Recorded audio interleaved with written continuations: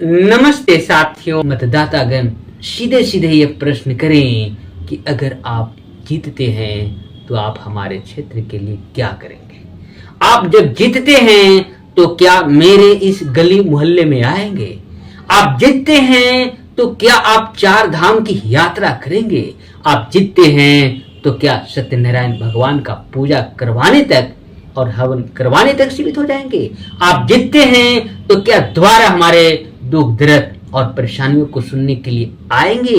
इन तमाम प्रश्न जो उनसे और उनके मुद्दे से जुड़े हैं, वे मुद्दे पर जीतने वाले प्रतिनिधि या जीतने के पहले उनसे मिलने आने वाले प्रतिनिधियों से सीधा सवाल करने की जरूरत है। आप इस तरह के वीडियो चाहते हैं तो इस चैनल को लाइक सब्सक्राइब करें और कमेंट भी करें, ताकि आपके कमेंट को पढ़कर मैं जान सकूं कि आप चाहते क्या हैं। वर्तमान परिप्रेक्ष्य में भी राजनीतिक दृश्यों को देखते हैं, राजनेताओं की मंशा को पढ़ते हैं, जीत कर आने के बाद उनकी प्लानिंग योजनाओं को अगर सुनते हैं तो आप इस बात को बेबाक तौर पर कहेंगे कि इन नेताओं में इतनी भी समझ नहीं। बेजान मूर्तियों को आगे अपने घुटने टेकते हैं और अपनी नाक रगड़ते हैं, जिसका उन्हें चुनाव जितवाने में रंच मात्र भी योगदान नहीं रहा है। दलित, वंचित, अछूत कहे जाने वाले समुदाय के जीते हुए नेता, इसको लेखक महोदय ने कहे हैं, बाहरे अक्कल के अंधों और गधे के दूं। कई नेताओं के बुद्धि का दिवाला तो इतना निकला हुआ है कि वे पंडित ब्राह्मणों को बुलाकर उनसे यज्ञ हवन करवाते हैं, कथित सत्यनारायण भगवान की झूठी कथा करवाते हैं, फिर उन्हें ढेर सारी भेंट सामग्री चढ़ाते हैं कि दलित नेताओं को चाहिए कि वे ऐसे मूढ़तापूर्ण कृतियों से बाज आए और अपने वर्ग के लोगों के लिए वह सब कुछ करने का प्रयास करें जिसे बाबा साहब ने चाहा था। पढ़े लिखे तमाम लोगों के कंधों पर जो बाबा साहब जिम्मेवारियां छोड़कर गए, जिसका और इन लोगों का कोई ध्यान नहीं है, और उनका परिणाम जब देखता हूं तो मुझे यह स्पष्ट तौर पर कहना पड़ता है कि बाबा साहब अम्बेडकर के वक्त में जो उनके साथ सक्षम और जिम्मेवार लोगों ने जिस प्रकार के विचार, व्यवहार और उनके कार्यों को लेकर के पीठ दिखाए हैं, जिसको लेकर उन्होंने कहे थे कि मुझे पढ़े लिखे लोगों ने धोखा दिया है, वह कहावत, वो लाइनें और वो पंक्तियां आज भी उसी प्रकार से जीवंत दिखती है। मैं शिव प्रसाद और बुद्ध रत्न मगध विश्वविद्यालय शोध छात्र बोध गया बिहार से। अभी मैं आप लोगों को रंजीत कबीरपंथी के द्वारा लिखी गई पुस्तक मुझे पढ़े लिखे लोगों ने बहुत धोखा दिया है के अंतर्गत एक महत्वपूर्ण शीर्षक को पढ़कर सुनाने जा रहा हूँ। वह शीर्षक है, दलित नेताओं में इतनी भी समझ नहीं। इस संदर्भ में मैं आपको एक भूमिका के तौर पर बता दूं कि इसके संदर्भ में लेखक का कहना है कि इन दलित, वंचित, पिछड़े, अछूत कहे जाने वाले समुदाय से जीतकर आने वाले नेताओं को इतनी भी समझ नहीं है कि बाबा साहब यदि राजनीति में आरक्षण नहीं करवाते तो क्या वे पंच, सरपंच, अध्यक्ष, विधायक या मंत्री बन पाते। क्या तब इन्हें मंदिर की मूर्तियां या चार धाम में रहने वाली देवी देवताओं, पंच, सरपंच, अध्यक्ष, विधायक या मंत्री इन्हें बनाते। यदि ऐसा ही होता तो इन मंदिर की मूर्तियों ने या देवी देवताओं और ईश्वरों ने इनके बाप दादाओं को ये सब क्यों नहीं बना दिया। इस संदर्भ में आप समझ सकते हैं कि आज वर्तमान परिप्रेक्ष्य में भी राजनीतिक दृश्यों को देखते हैं, राजनेताओं की मंशा को पढ़ते हैं, जीत कर आने के बाद उनकी प्लानिंग योजनाओं को अगर सुनते हैं तो आप इस बात को बेबाक तौर पर कहेंगे कि इन नेताओं में इतनी भी समझ नहीं। इस संदर्भ में आगे क्या लिखे हैं लेखक महोदय ने, उसे मैं पढ़कर आपको सुनाने जा रहा हूं। लेखक महोदय कहते हैं, उस समय यह देखकर बहुत हैरानी होती है, जब दलित नेता चुनाव जीतते हैं तो वे सबसे पहले मंदिर में जाकर पत्थर की उन बेजान मूर्तियों को आगे अपने घुटने टेकते हैं और अपनी नाक रगड़ते हैं, जिसका उन्हें चुनाव जितवाने में रंच मात्र भी योगदान नहीं रहा है। चुनाव जितवाया सजीव मतदाताओं ने, परंतु पहले उनके पास नहीं जाते।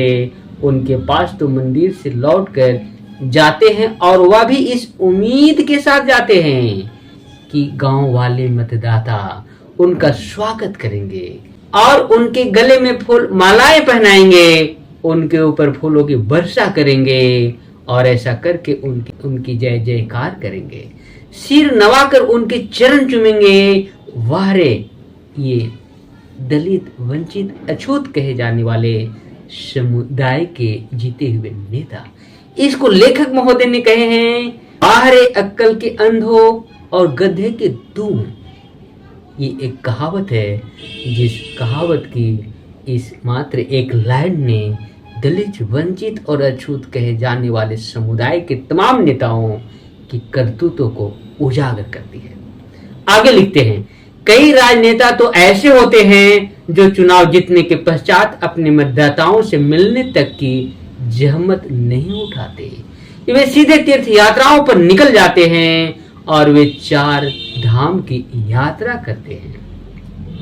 पहले तो चुनाव प्रचार के दौरान ये मतदाताओं की गलियों में 100 चक्कर काटते हैं, मतदाताओं के द्वार खटखटाते हैं और मतदाताओं के हाथ जोड़ते, और जब चुनाव जीत जाते हैं तो उनकी तरफ तो अपनी पीठ कर देते हैं और वे 4 धाम के रूप में जाने जाने वाले मंदिरों, तिरुपति, बालाजी, शिरडी साई बाबा आदि की मूर्तियों को सोने चांदी की मुकुट और हार पहनाने के लिए नंगे पांव दौड़ते हैं। ये है नेताओं की असली हकीकत और ये है जीते हुए उम्मीदवार के करतूत, जिसे आज के डेट में जो माननीय देश के प्रधानमंत्री ने डिजिटल इंडिया का जो बढ़ावा दिया गया है, उसके तहत हर व्यक्ति साक्षर हो या साक्षर न हो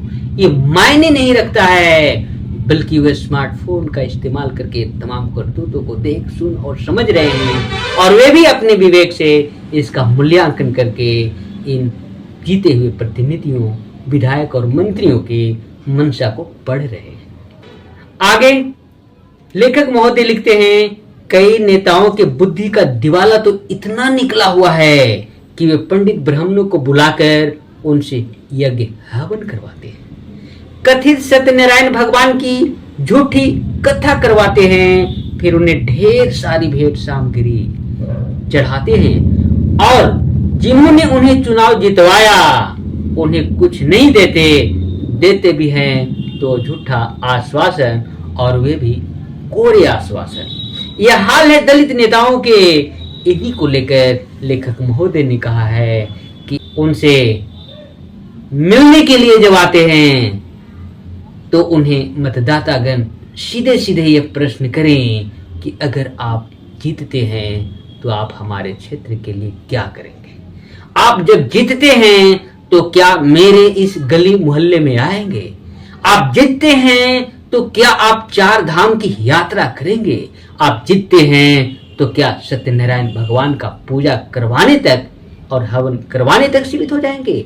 आप जीतते हैं तो क्या दोबारा हमारे दुख दर्द और परेशानियों को सुनने के लिए आएंगे? इन तमाम प्रश्न जो उनसे और उनके मुद्दे से जुड़े हैं, वे मुद्दे पर जीतने वाले प्रतिनिधि या जीतने के पहले उनसे मिलने आने वाले प्रतिनिधियों से सीधा सवाल करने की जरूरत है।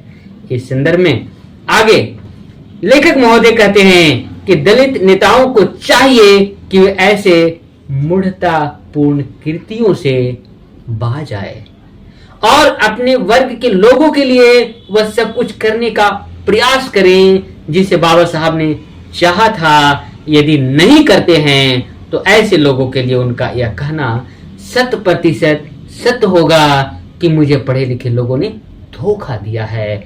और शिक्षित और पढ़े लिखे तमाम लोगों के कंधों पर जो बाबा साहब जिम्मेवारियां छोड़कर गए, जिसका और इन लोगों का कोई ध्यान नहीं है, और उनका परिणाम जब देखता हूं तो मुझे यह स्पष्ट तौर पर कहना पड़ता है कि बाबा साहब अम्बेडकर के वक्त में जो उनके साथ सक्षम और जिम्मेवार लोगों ने जिस प्रकार के विचार व्यवहार और उनके कार्यों को लेकर के पीठ दिखाए हैं, जिसको लेकर उन्होंने कहे थे कि मुझे पढ़े लिखे लोगों ने धोखा दिया है, वह कहावत, वो लाइनें और वो पंक्तियां आज भी उसी प्रकार से जीवंत दिखती है।